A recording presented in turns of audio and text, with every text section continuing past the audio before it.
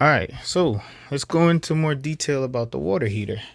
So you remember I was saying that on your water heater, there's usually a valve on the input or the output side or both. It depends on who installed it and what path they chose to go down, but this is your standard water heater, all right? The valve, the shutoff valve on this one is on the input side or the cold water going in. So if I wanted to shut this one off, inline means on. And when I turn it to the side, that's closing the valve, that's shutting it off. Now your water heater, you could have this style valve, or you could have the ones that you would use on like a hose where they twist.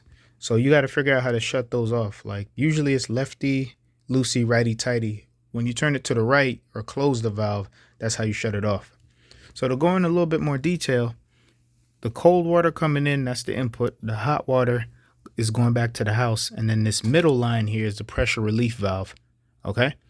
This little thing that you see right here that looks like a third type of hose is actually the electrical. So this runs back to your circuit breaker. Now, a couple more things to take into account. If your water heater bursts and starts leaking, the first thing you want to do is shut it off so that you stop feeding water to it.